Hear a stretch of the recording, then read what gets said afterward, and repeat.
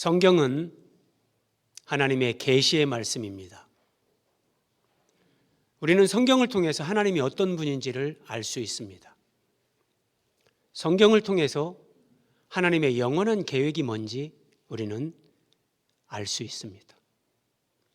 성경을 통해서 인생이 뭔지, 사람이 왜 살아야 되는지 그 진리를 깨달을 수 있습니다. 우리가 살아가면서 직면하게 되는 그 고난의 의미, 이유가 뭔지 우리는 성경을 통해서 배울 수 있습니다. 이 모든 것들을 성경은 한마디로 하나님의 경륜 이렇게 표현을 합니다. 그래서 성경에서 하나님의 경륜의 비밀을 깨달아가기 시작하면 믿음이 견고하게 세워지고 어떤 일을 만나도 그 환경이나 상황에 요동하지 않습니다. 내 옆에 폭탄이 떨어진다 할지라도 내가 누리는 내적 평안이 흔들리지 않습니다. 성경은 이런 것들을 우리에게 가르쳐주는 위대한 하나님의 말씀입니다. 창세기 1장은 하나님의 창조 기사를 기록하고 있습니다. 표면적으로 보면 창조에 관한 이야기 같습니다. 그러나 창조에 관한 그 말씀 속에 하나님이 우리에게 주시는 핵심은 예수 그리스도 안에서 우리를 새롭게 빚으시는 새 창조, 예수 그리스도와 구원, 인생이 뭔지, 하나님이 우리 인생 가운데 무엇을 이루어 가시는지 이런 놀라운 것들을 창세기 1장도 우리에게 계시해 주십니다. 오늘 창세기에 나타난 하나님의 마음, 창조 기사인데 거기에 우리를 향한 하나님의 마음이 표현되고 있습니다. 말씀을 보면서 함께 은혜를 받겠습니다. 창세기의 저자는 모세입니다. 모세가 언제 창세기를 기록했는가? 그것까지 성경에 나오진 않습니다. 우리가 추론을 할 수 있는 것은 모세가 이스라엘 백성들을 출애굽시켜서 시내산에 도착하고 시내산에서 하나님으로부터 율법을 받고 성막의 계시를 받습니다. 그리고 성막을 완성하기까지 약 11개월을 시내산에 머뭅니다. 학자들은 모세가 이때 하나님으로부터 계시를 받고 성령의 감동 감화하심 가운데 이 성경을 기록했을 것이다. 모세가 5권을 기록하는데 창세기, 출애굽기, 레위기, 민수기, 신명기, 모세오경이라고 하죠. 자, 우리는 여기에서 한 가지 생각을 해야 되는데, 하나님께서 모세를 통해서 창세기를 기록하시는 겁니다. 그럼 창세기 1장도 지금 모세가 기록을 하는데, 모세는 이스라엘 백성들을 출애굽, 하나님의 구원 역사에 쓰임받은 사람, 그리고 모세가 기록한 이 창세기 1장부터 이 창세기, 이것을 처음 읽는 독자는 출애굽한 이스라엘 백성들입니다. 그래서 하나님은 모세와 출애굽한 이스라엘 백성들에게 창세기 1장을 통해서 하나님이 천지 창조를 하실 때 이렇게 했어. 그리고 이 창조는 실제적이야, 이렇게 과학적이야, 이런 식으로 하나님이 창세기를 기록해 주시는 것이 아니라 애굽의 바로 밑에서 노예 생활을 하던 그들이 유월절 어린 양의 피로 구원을 받고 지금 시내산에 왔는데 진정한 구원이 뭔지, 인생이 뭔지, 하나님이 이루어 가시는 구원이 뭔지 이걸 깨닫게 해주시고, 이집트에서 그들을 건져내서 홍해를 건너고 시내산까지 이스라엘을 인도한 그 하나님은 도대체 어떤 분이신가, 이것을 가르쳐 주는 것이 창세기 모든 성경의 기록 목적입니다. 창세기 1장도 그렇다는 겁니다. 그래서 우리는 창조 기사를 보면서 하나님 말씀이 정말 창조에 대한 어떤 과학적으로 뭔가를 우리가 입증하는, 거기에 초점이 있는 것이 아니라 하나님의 구원 계시, 창세기 1장에 나타나는 예수 그리스도, 예수 그리스도를 통해서 우리를 구원하시는 하나님의 구원, 이런 것들이 뭔지 이것을 우리는 볼 수 있어야 되는 겁니다. 창세기 1장 1절입니다. 같이 한번 읽어보겠습니다. 시작. 태초에 하나님이 천지를 창조하시니라. 성경 맨 처음으로 기록되는 단어 태초에 히브리어로 베레시트 그럽니다. 베레시트. 자, 앞에 설명이 있는데 원래는 이 레시트 이게 처음, 시작, 첫 것, 첫 열매, 최고, 뭐 으뜸, 머리, 우두머리 뭐 이런 의미를 가지고 있습니다. 근데 이 레시트에 배가 붙어서 그러니까 처음에 이렇게 베레시트 태초에 이렇게 되는 겁니다. 그래서 태초라는 것을 많은 그리스도인들이 성경에서 많이 들었는데 태초를 어떻게 이해해야 되지? 뭔지는 알겠는데 약간 설명하기가 쉽지 않은 그런 부분들이 있을 수 있는데 이렇게 이해를 하시면 됩니다. 태초에 창조가 시작된 시간의 출발점, 창조가 시작된 시간의 출발점, 하나님이 시간을 만들기까지 시간이 존재하지 않을 때 하나님은 영원 안에 거하시는 분이에요. 하나님은 시간이 필요 없죠. 그런데 사람과 하나님이 창조하시는 모든 생명체들에게는 시간과 공간이 필요합니다. 그래서 하나님이 시간을 창조하시는데 태초에 이렇게 성경이 시작됩니다. 그리고 태초에 하나님이, 성경은 하나님의 자기 계시, 하나님이 어떤 분인가 이걸 아는 것이 성경에서 제일 중요한데 히브리어로 이 하나님을 엘로힘 그럽니다. 근데 이 엘로힘이 우리 한글로는 이게 구분이 안 되지만 히브리어에서 엘로힘은 복수입니다. 복수를 사용하는 거예요. 여기에서 창세기 1장 1절에서 삼위일체 하나님을 성경은 계시해 줍니다. 하나님을 복수로 묘사하는데 태초에 하나님이 왜 복수냐? 이르시되 빛이 있으라. 여기 이르시되 하나님이 말씀하시는 거예요. 이 말씀이 성자 예수 그리스도. 그리고 하나님의 신은 수면 위에 운행하시니라. 성령, 성부, 성자, 성령 삼위일체 하나님이 창세기 1장 1절부터 나타나는데, 그런데 하나님이 창조하다, 바라라는 단어를 쓰는데 창조하다는 단어는 단수입니다. 하나님은 복수인데 그 하나님께서 창조하는, 그 창조한다는 동사는 단수를 씁니다. 이게 뭐냐면 하나님은 성부, 성자, 성령. 처음 오신 분들은 좀 어려울 수 있는데 이렇게 이해하시. 하나님은 분명히 성부, 성자, 성령 세 분, 세 위격인데 그런데 한 분이세요. 이거는 하나님은 신이기 때문에 우리 인간의 이성으로, 논리로 더 이상 설명할 길이 없습니다. 이것을 그래도 우리가 이해할 수 있는 게 뭐냐면 부부는 일심동체다 그런 말을 하잖아요. 분명히 남편과 아내가 있는데 결혼해서 살면서 두 인격인데 한 마음, 한 몸이 되어져 가는 거예요. 하나님이 삼위일체라는 건 매우 중요하거든요. 자, 어쨌든 이걸 통해서 우리가 알 수 있는 하나님은 어떤 분이신가? 하나님은 영원하신 분. 영원은 시간 개념 밖에 있는 겁니다. 그 영원하신 하나님이 우리를 위해, 인생들을 위해 시간을 창조하신 겁니다.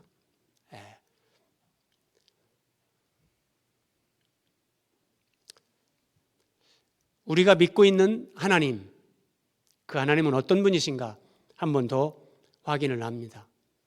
내가 하나님을 믿는데 하나님이 어떤 분인지 깊이 있게 모르면, 하나님에 대한 알미 피상적이면 믿음 생활을 하면서도 조그만 일만 만나도 불안해하고 요동하고 흔들립니다.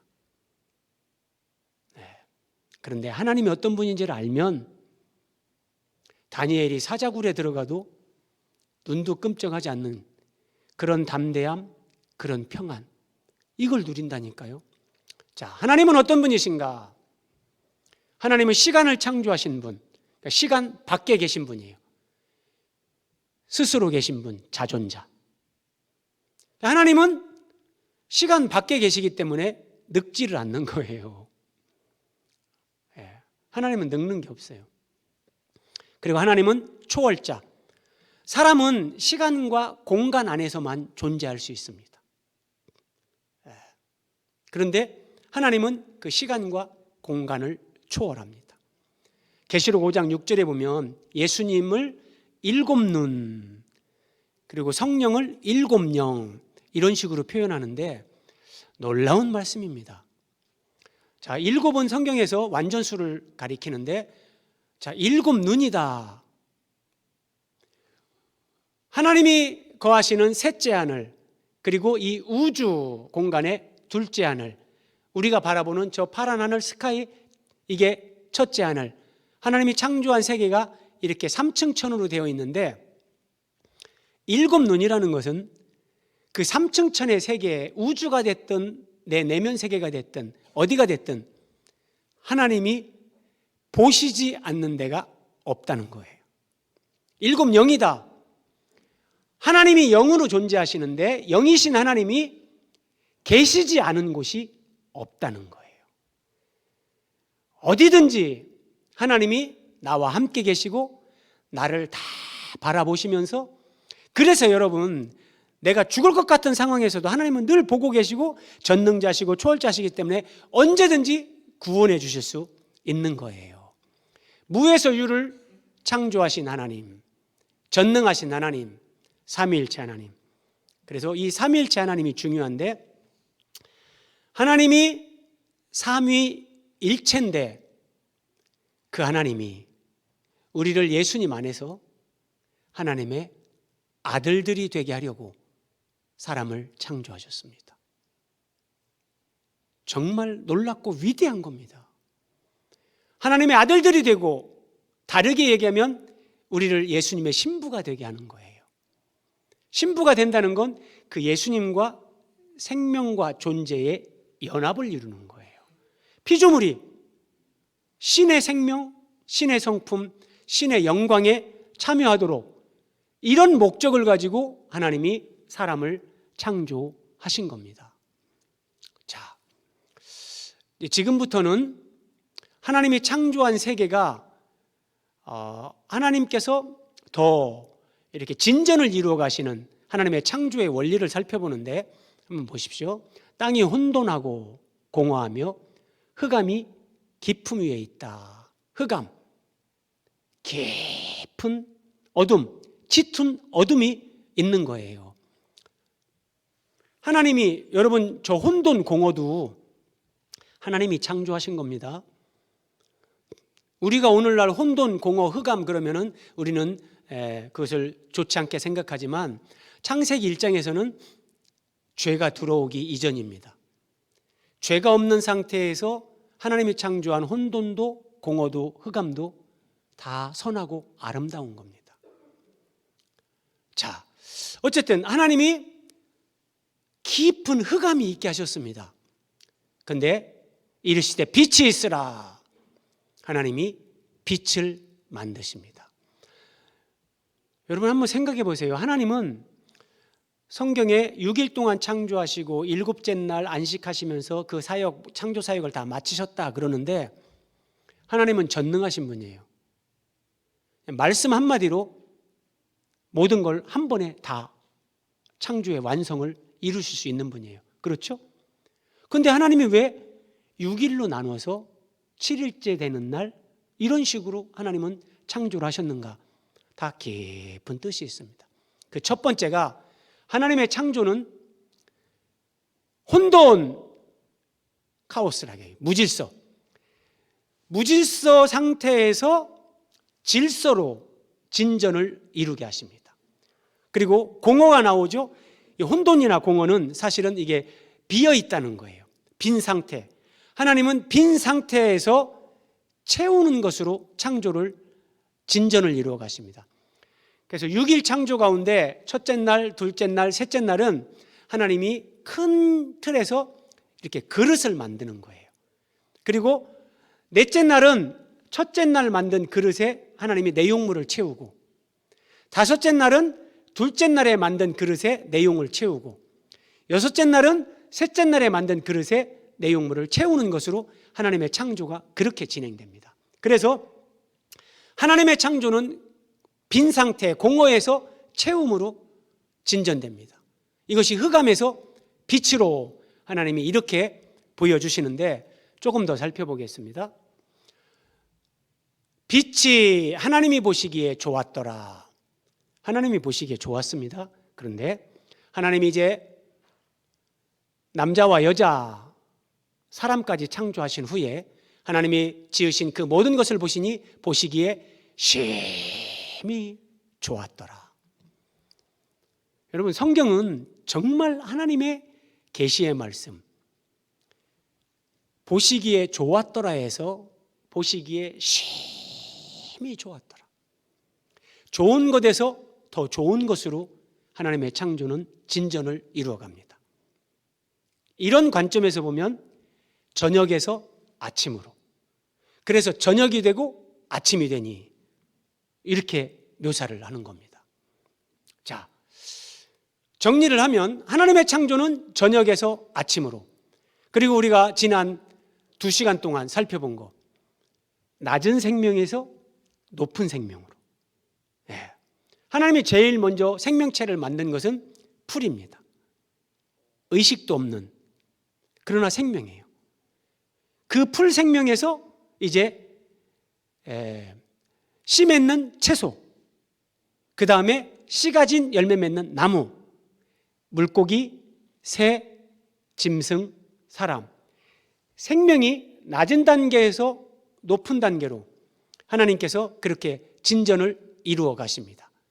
앞에서 살펴본 것처럼 보시기에 좋았더라, 좋은 것에서 심히 좋았더라, 더 좋은 것으로 하나님의 창조가 이렇게 진전된다는 거예요.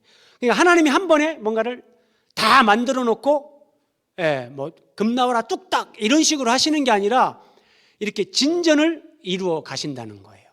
그래서 성경 전체를 보면 창세기 1장에서 하나님의 첫 창조가 나오는데, 성경 마지막 계시록 21장과 22장에 가면 하나님의 새 창조가 나옵니다.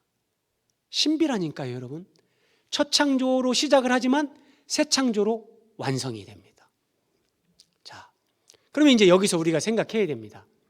하나님은 창조를 하시면서 좋은 것에서 더 좋은 것으로 진전을 이루어 가시는 이런 창조 원리를 창세기 1장에 기록해 주셨습니다. 그러면 이 성경을 읽는, 하나님을 믿는 사람들에게 하나님은 이걸 통해서 무엇을 말씀하시는 건가, 이거를 생각하고 이 깨달음을 얻어야 되는 거예요. 창조를 하나님이 진전을 이루면서 하셨든지, 좋은 것에서 더 좋은 것으로 하나님이 창조하셨는가 보지, 그러면 아무런 의미가 없습니다. 그것이 사람에게도, 나 개인에게도 적용이 된다는 겁니다.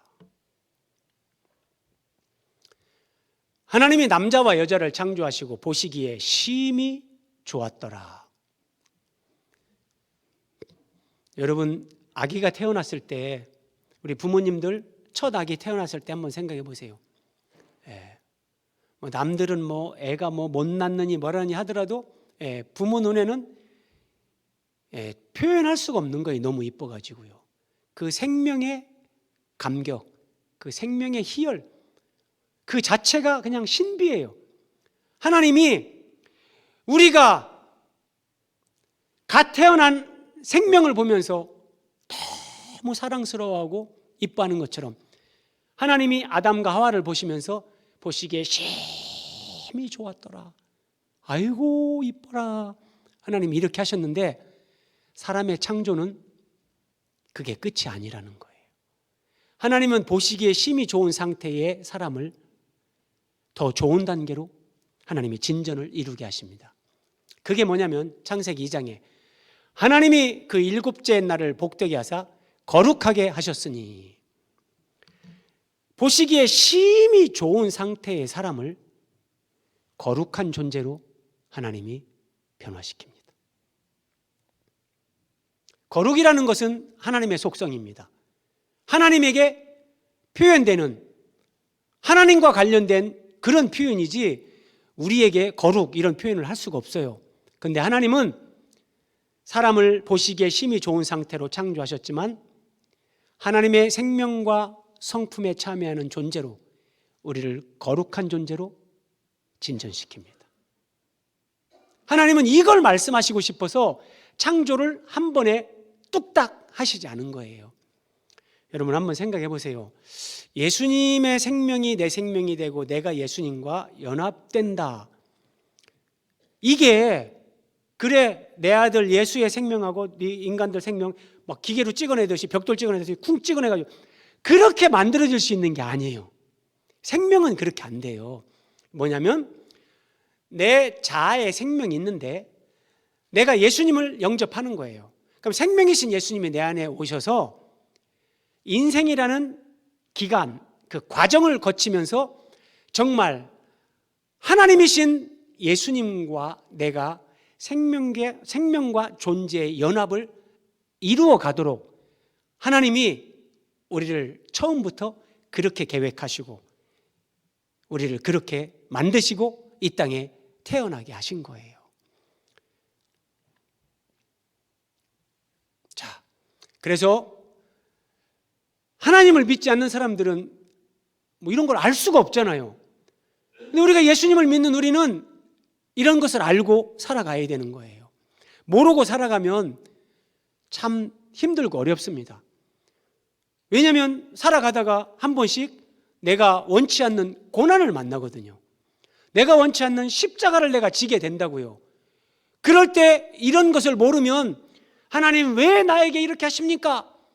그게 아니라 하나님의 창조 목적대로 우리를 거룩한 존재로 변화시키기 위해서 하나님이 그런 과정을 허락할 수밖에 없다니까요.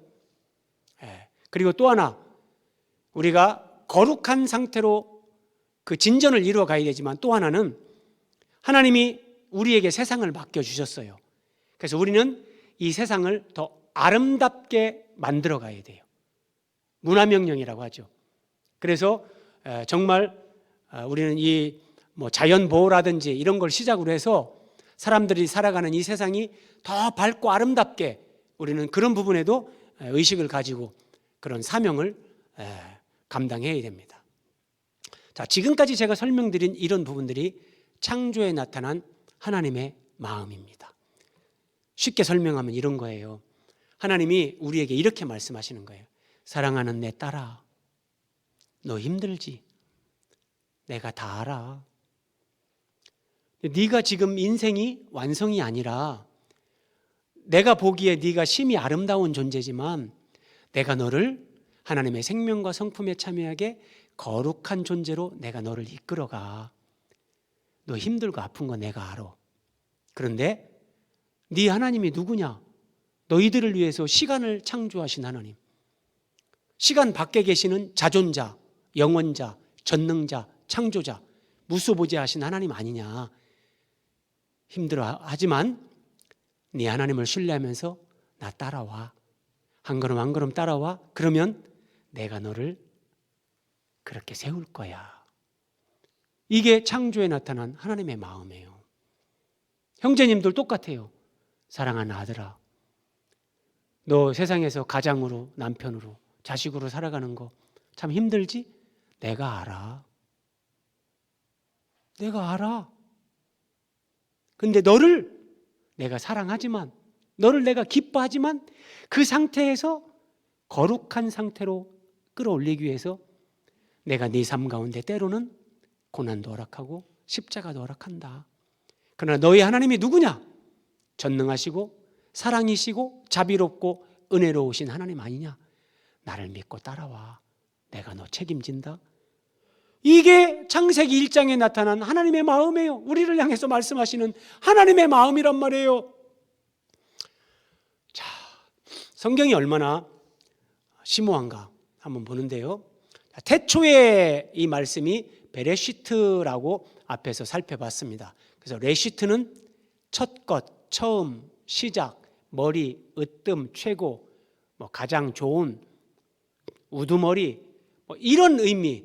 그래서 태초에, 시초에, 그러니까 처음 시작할 때에 이게 베레시트, 이런 말이란 말이에요. 그런데 여러분, 예수님이 말씀하셨어요. 요한복음 5장 39절에서 모든 성경은 나에 대해서 증언하는 거다. 그리고 누가복음 24장에서 부활하신 예수님이 모세의 글과 선지자의 글과 시편에 나를 가리켜 기록된 모든 것이 이루어져야 하리라. 그러니까 모세의 글, 모세가 기록한 모세오경에 예수님에 대해서 기록되어 있단 말이에요. 많은 사람들이 오해를 합니다. 예수님이 기록된 거 우리도 이제 믿습니다. 그런데 마치 콩밥에 드문드문 콩이 있는 것처럼 성경에 드문드문 예수님이 있겠지, 그게 아니라 그냥 성경 전체가 예수님을 우리에게 보여준다, 이렇게 보셔야 맞는 거예요. 그래서 여러분, 창세기 1장에 창세기 1장 1절에 예수님이 어떻게 계시되는가 한번 보겠습니다. 자, 레시트, 베레시트, 태초에. 그러니까 레시트라는 것은 시작, 처음, 첫 열매, 으뜸, 머리, 이런 뜻이라는 것을 기억하시면서 출애굽기 23장 19절입니다. 내 토지에서 처음 거둔 열매에 가장 좋은 것을 가져다가 너희 하나님 여호와의 전에 드릴지니라. 가장 좋은이 히브리어로 레시트.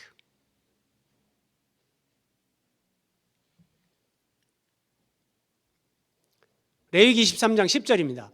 내가 너희에게 주는 땅에 들어가서 너희의 곡물을 거둘 때에 너희의 곡물의 첫 이삭 한 단을 제사장에게로 가져갈 것이요. 첫 이삭, 이게 레시트. 레시트가 뭐라겠죠? 첫 것, 첫 열매, 시작, 으뜸, 머리, 가장 좋은, 우두머리, 최고, 이런 의미예요. 그래서 첫 이삭, 레시트라는 단어를 쓰는 거예요. 그럼 여러분 이제 좀 감이 잡히십니까? 고린도전서 15장 20절. 그러나 이제 그리스도께서 죽은 자 가운데서 다시 살아나사 잠자는 자들의 첫 열매가 되셨도다. 여러분, 성경은 하나님이 주신 계시의 말씀이라 성경을 알아가면 알아갈수록 정말 전율이 일어납니다. 어떤 인간의 머리에서 이렇게 성경을 짜맞춰서 조합할 수 없습니다. 성경에 기록되는 첫 번째 단어 브레시트, 태초에, 거기에 레시트, 시작, 처음, 머리, 으뜸. 창세기 1장 1절 성경에 최초로 기록되는 그 베레시트에 하나님은 예수 그리스도를 계시합니다. 이게 어떻게 연결이 되냐? 이 말씀 보십시오. 계시록 22장 13절에서 예수님이 말씀하세요. 나는 알파와 오메가요, 처음과 마지막이요, 시작과 마침이라. 여러분, 요 강단에 여기 보세요. A처럼 보이는 거. 이게 헬라어, 신약 성경이 헬라어로 기록되는데 이게 알파.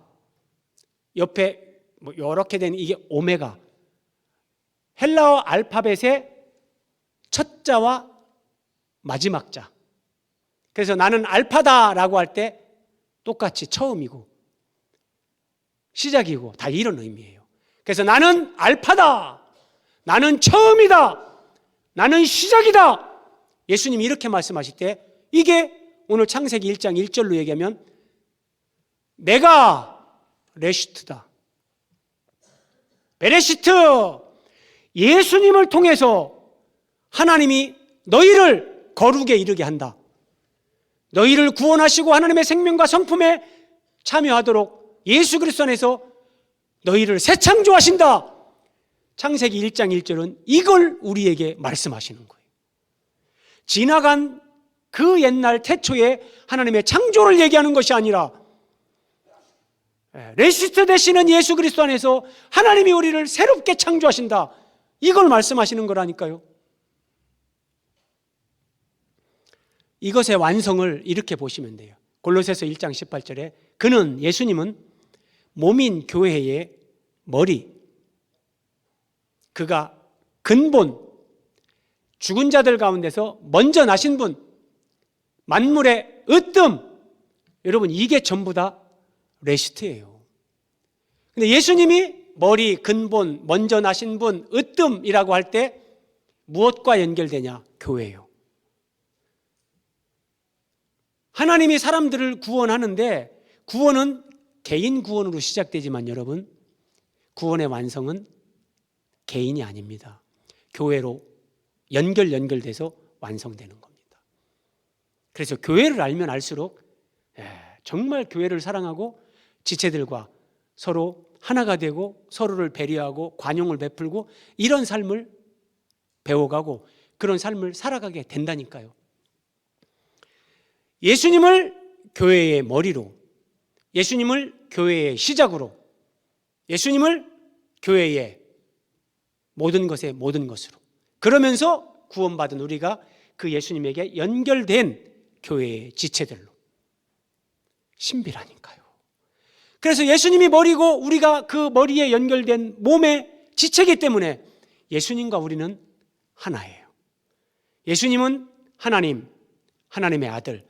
그래서 예수님 안에서 우리가 하나님의 아들들이 되어서 예수님은 하나님인데 우리가 신의 생명, 신의 성품, 신의 영광에 참여하게 된다는 거예요. 하나님은 이런 위대한 계획을 가지시고 창조를 하시고 사람을 지으신 거예요. 여러분들이 인생 결론 내리지 마십시오. 내가 왜 태어났을까? 차라리 태어나지 않았으면 몰라서 하는 말입니다. 힘든 건 하나님이 다 아시지만 그렇게 말하시는 분들 나중에 하나님 앞에 서면 하나님 앞에 하나님, 제가 함부로 말한 거 잘못했습니다. 이럴 겁니다. 욥이 그러거든요. 욥이 하나님, 제가 아무것도 모르고 하나님 앞에 함부로 입을 열었는데 하나님 잘못했습니다. 알게 되면, 그래서 여러분 인생은 고난이 있고 십자가가 있고 힘드는 것이 분명히 있습니다. 그러나 그것까지도 은혜고 영광입니다.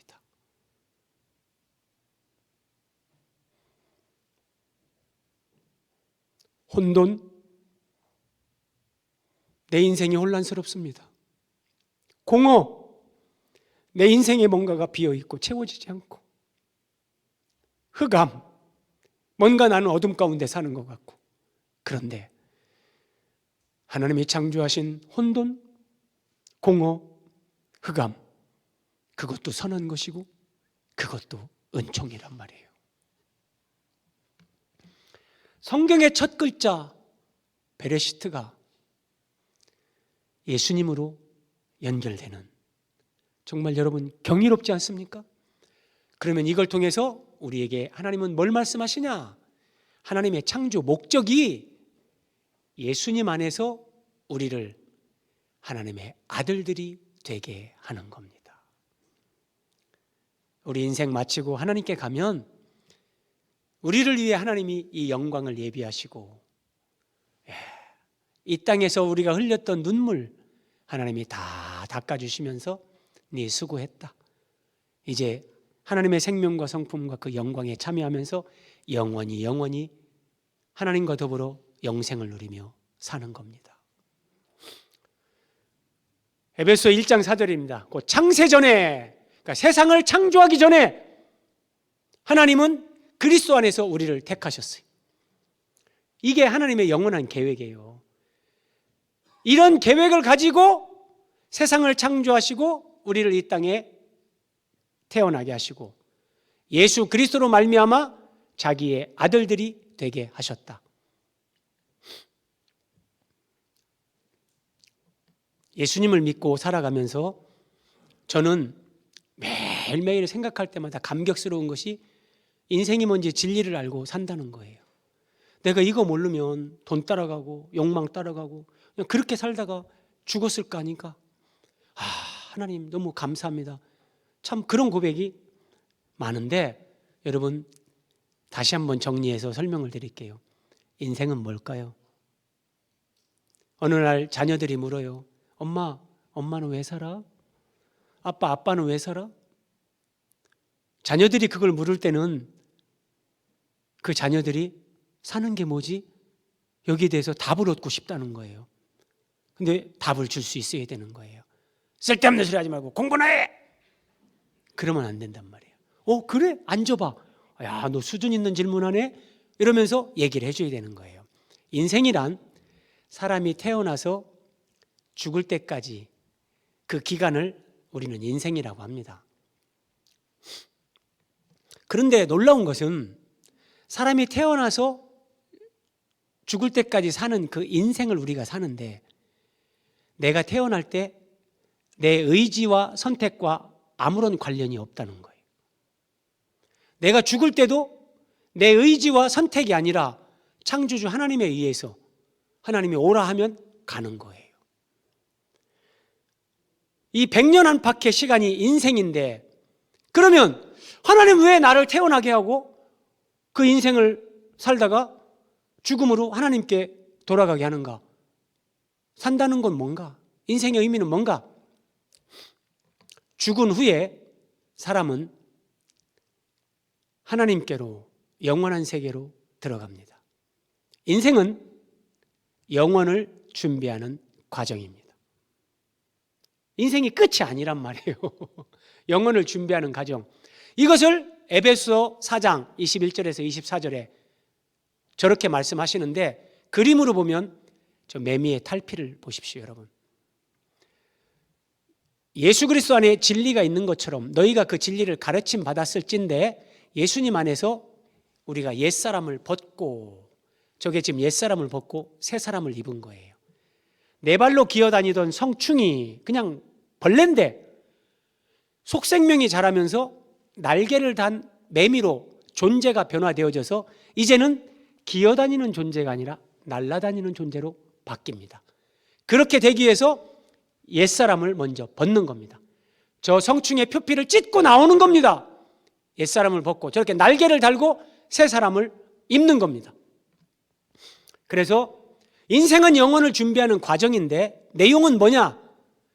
내 안에 생명이신 예수님을 모시고 그 예수님의 생명이 내 안에서 성장해 가는 거예요.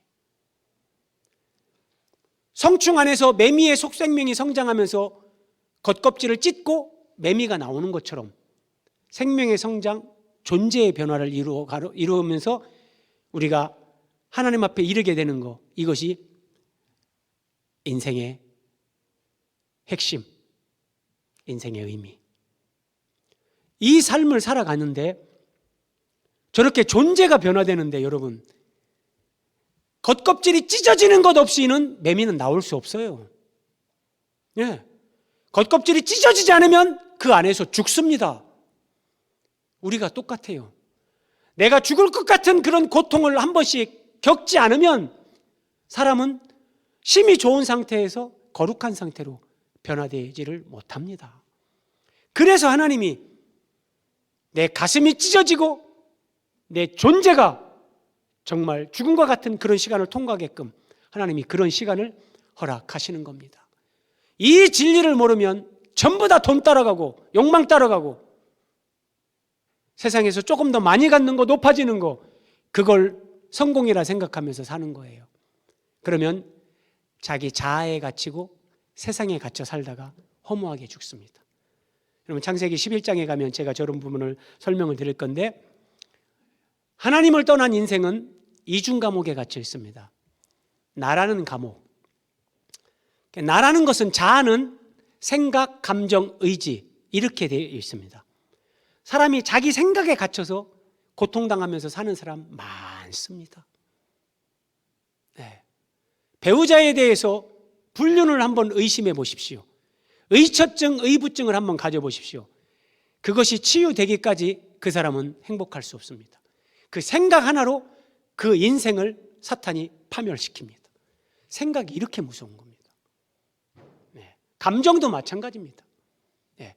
그래서 예수님을 믿는 사람들은 내 생각에서, 내 감정에서 하나님의 말씀으로 내 감정도 굴복시키고 내 생각도 바꾸는 겁니다. 하나님 말씀이 이러하다 그러면은 내 생각, 내 감정을 신뢰하지 않는 겁니다. 하나님 말씀에 따라서 그러면서 내 자아의 감옥에서 우리는 해방되는 겁니다.